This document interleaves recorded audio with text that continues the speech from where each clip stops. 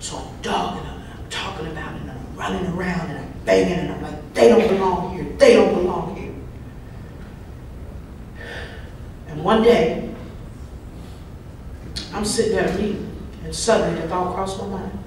See, y'all have been talking about God using you as an instrument. I said, you know what? I think God using me as an instrument too. He wanted me to bring some black people into AA. And I figured since I've been coming to AA all this time, that surely you would want to know if I was leaving. So I went to the 8:30 p.m. meeting. They asked if it was in the AA announcements. I said, look here, people, I'm rolling on out of here. Thank you for the real big blue book and everything. And, you know, I appreciate what you did. And I hope you know that alcohol will kill you. And then old timers, you know how sensitive they are. One gonna stand up and go, well, get out of here then. There's people trying to stay sober in here. We'll see you if you make it back. I was like, oh, dang, Mr. Old Timer. I don't think I need to come back. Well, get out of here then. So I took my big book. I said, the first African-American person I see that look like they're drunk, I'm going to carry the message of Alcoholics Anonymous. So I walked down to the number 43 bus, climbed on that bus, sat there, 2 bus stops down. Bingo, there he was. He got on the bus, y'all. I was so excited because I was going to help him get sober and stay sober one day at a time. And I slid over next to him on the bus. I said, look here, brother, you been drinking? He said, yeah, I had a little something. I said, you know what, you could be alcoholic. So he started cussing me out on the bus and everything. I told him, I said, you know, the people from the AA club told me that you would probably react like this to my information. So I'm going to give it to you the only way that I know how and the only way that you could probably receive it. And I told you I was from a family of Baptist ministers. And I took that big book and I opened it up. Chapter 5. I stood up in the aisle of that bus. And I said, rarely! Did you hear what I said? I said, rarely have we seen a person dead who was turned to follow our path. I said, those who do not recover are those who are constitutionally incapable of being honest with themselves. And the bus driver said, oh, hell no. So I told him he was an alcoholic too. And I went on about my business and I went downtown where I knew it was some black alcoholics to the bar. And I walked in there with my big book with every resolve in me to help somebody today. And I went in that bar and they were dancing. Oh my God. But I knew they was in pain. Yeah. Because I had been to Alcoholics Anonymous. And I knew that although they were dancing, they were hurting. So I pulled that plug out the jukebox. I said, black alcoholics. They got a place for you. It's called the AA Club. You too can stop drinking and find a new way of life. And they said, well, what you doing down here? I said, oh, I graduated. I said, step 17 say I'm supposed to help y'all. So they said, girl, if you don't plug that jukebox in, we'll kill you. I said, I understand your resentment. But I must get my message across. And I climbed up on the bar and I opened up that book to chapter 5. And I said, rarely! Did you hear what I said? I said, rarely have we seen a person fail who has thoroughly followed our plan. I said, those who do not recover, those who are constitutionally incapable of being honest with themselves. And the bar owner goes, get out. Get out of here right now. And they locked me out the bar. And I read that book to the passerbys. And suddenly the thought crossed my mind that one drink ain't gonna help. I've been sober for a minute. One drink ain't gonna kill me, just one. If you're new in the room, that's the trick of the disease of alcoholism. Is to constantly tell us that we can have just one more. And that's what it told me. And I knocked on that door and I went back in that bar and I ordered a drink.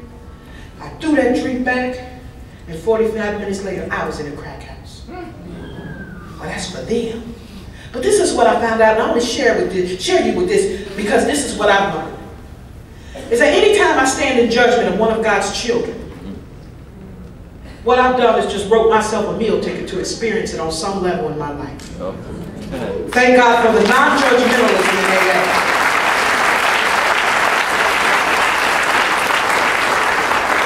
Thank God for the people who who were working the program of Alcoholics Anonymous that when I came in and I said I was an addict, that they pulled me to the side and shared with me the singleness of purpose. Why I shouldn't say I'm an addict at an AA meeting. They didn't just fire on me, because you know what? This is a program of attraction. If you'd have fired on me, I'd have left.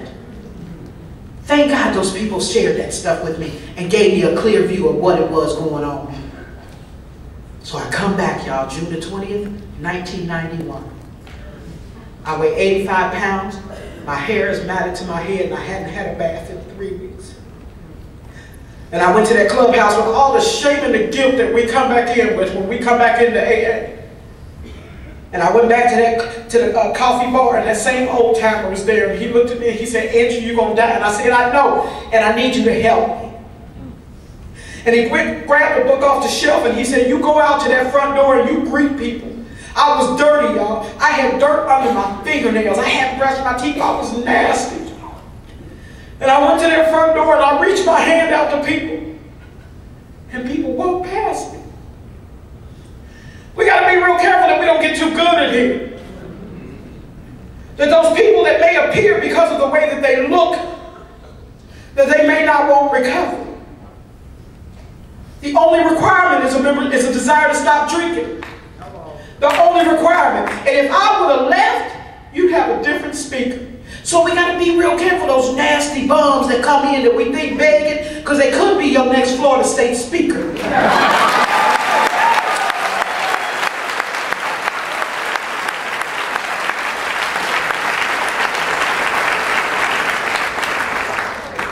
So I come on back and I got me some, called a sponsor and asked her if she'd sponsor me. She said, yeah. We began working the 12 steps of Alcoholics Anonymous, and she got me involved in institution meetings. I began to go to conferences.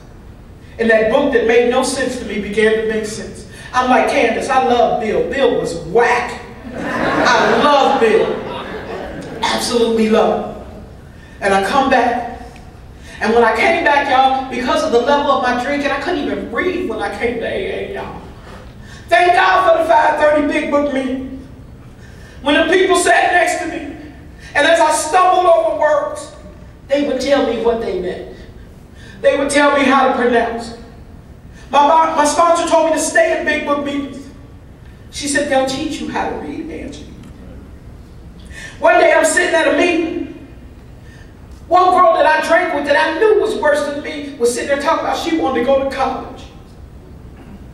And I remember thinking, I wonder if I could go to college.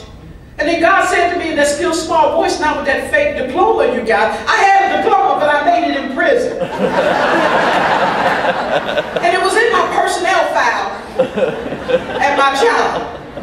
And I remember I went to my sponsor and I was like, I was wondering if there's any way I could go to college. I said, I got a diploma. I made it. She goes, you made it? My sponsor was from England. She goes, what do you mean you made it? I said, I made it. She goes, what do you mean you made it? I said, I made it in prison. So it's not real? I was like, no. She goes, go get it. Go get it. I said, he's going to fire me. She goes, go do it anyway. And I went to my boss. And I told him, I said, that diploma in my personnel file is fake. He goes, what? So he opens it up and he holds it up to the light and he goes, you are good. But he said, you got to have a high school education to work here. And I said, are you going to fire me? He said, no, I'll give you 6 months to get it. So I'm sitting in my very first apartment ever in my life, watching TV, and all of a sudden, Sally Struthers came. And she said, you too can get your high school diploma on TV. I said, well, there we go right there.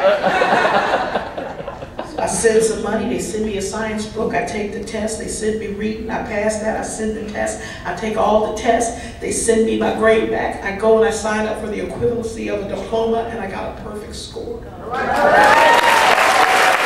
not be a lot to you, but it was a lot to me. And when that diploma came in the mail December the 7th, 1990 day, I put it to my chest and I said, I'm going to college. And I ran up to the University of Cincinnati in admissions and I said, I want to go to college. And they said, well, what do you want to do? I said, I don't know. And about this time they incorporated the School of Addiction Studies.